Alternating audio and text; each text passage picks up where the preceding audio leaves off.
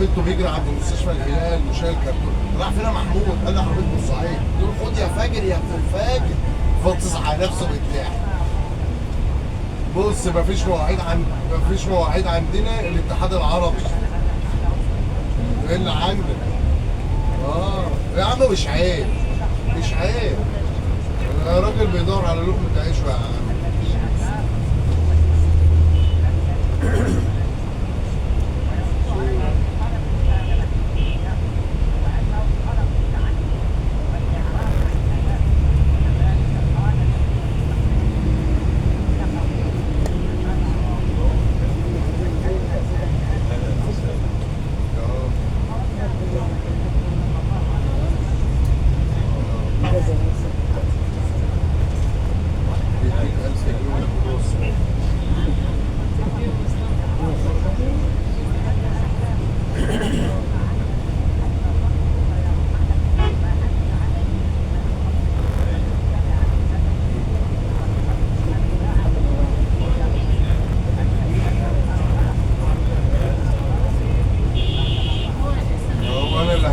وانا هسلمه ازاي هناك؟ ما انا اللي هلبس البلاستيك.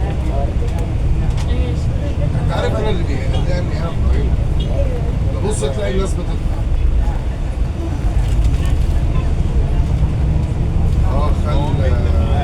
خالد. ما هو خال خالد. اللي ايده معقوده ده ما هو خال خالد.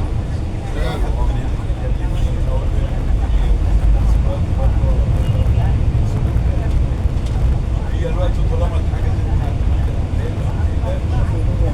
لا ده هو محترم قوي.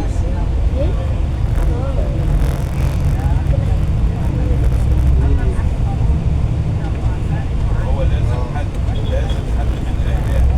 ما كانش تاني انما لازم حد برضه.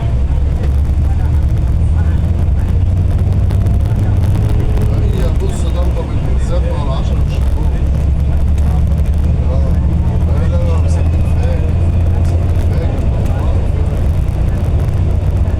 لا هو بص جرح.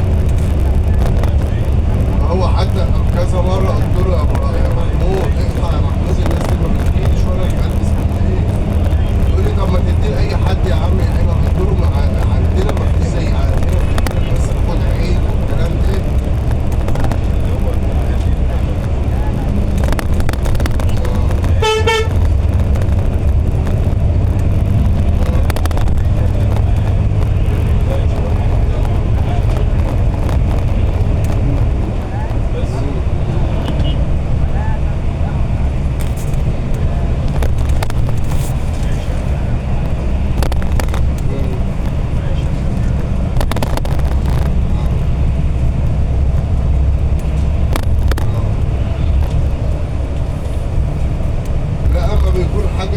بيكون حاجه زي كده اقول له بص الحاجه هتبقى في العربيه في استفاسه ابدا عليها يديك الحاجه بس تراضيه. ابراهيم يقول لي ايه؟ اقول له في كذا كذا كذا في العربيه. قال لي انا قلت له هيجي يبدا عليك يراضيك.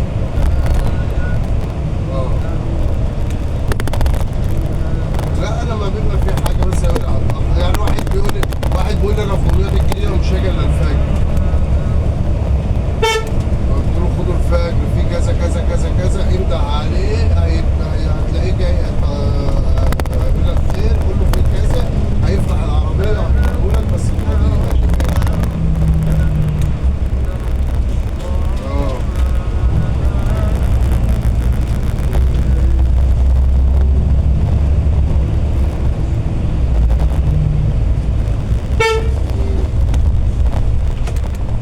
محمود الصياد واقف لي في حته زباله.